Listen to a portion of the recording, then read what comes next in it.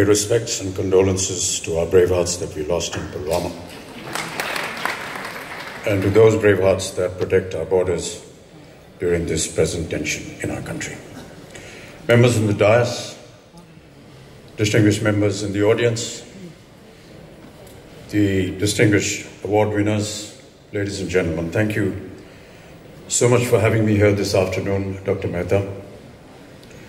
I find myself most least qualified to be here this afternoon because I'm not a doctor, but I do have a great medical history.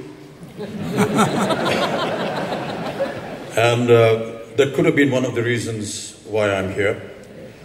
But actually there were two reasons. One was my daughter asked me to be here, as Dr. Mehta mentioned in his speech. And doctors, when they tell the daughter and the daughter tells the father, you never say no. Daughters are very special. The other reason, of course, as I said, I've had a great medical misadventure in my life. And I come here today because of the great respect I have for the medical profession and for the doctors that have been responsible, particularly in India, with all due respect to those that have come from overseas. In 1982, during an action sequence in one of my films, I was grievously injured.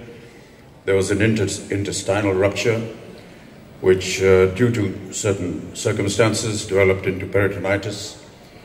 And I have no qualms in admitting that even though I had the means to get myself treated overseas, I chose to be treated by doctors in my own country because of the respect and regard I have for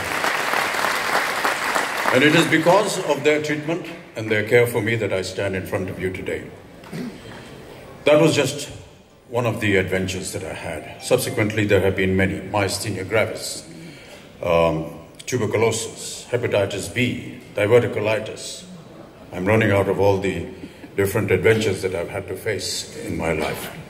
But I have to admit that it was the care and the expertise of the doctors in this country that have been responsible today for me standing in front of you. And I give them my respect and regard. I do not take anything away from the medical profession overseas. I must admit that even after getting the care and the treatment for my own doctors, when I did have occasion to go overseas, I did go in for second opinions. When I recovered from my peritonitis, I happened to be on a private visit to New York, and some of my friends there suggested that I visit the New York hospital, which is a very renowned hospital, and meet one of the famous doctors there. Many of you may know that getting a doctor's appointment in the United States of America is a process. It takes time and it takes very long. And we waited for days to be able to meet the doctor. Finally, my friend who was recommending this doctor to me sent my, I don't know what it's called. It's called a certificate that you get when you leave a hospital from the doctors, certifying that you're okay to live your life. So he pushed this certificate to this doctor. And the reason why I got occasion to meet him was he looked at the certificate and said, "Is this guy alive?" That was, to me, an indication of what a wonderful job the doctors in India have done to my system. And that has been the case every time I've gone for a second opinion, with all due respects, as I said, to the medical profession overseas. I'm very grateful to Dr. Mehta for calling me here today. I wish this conference and all the award winners great success.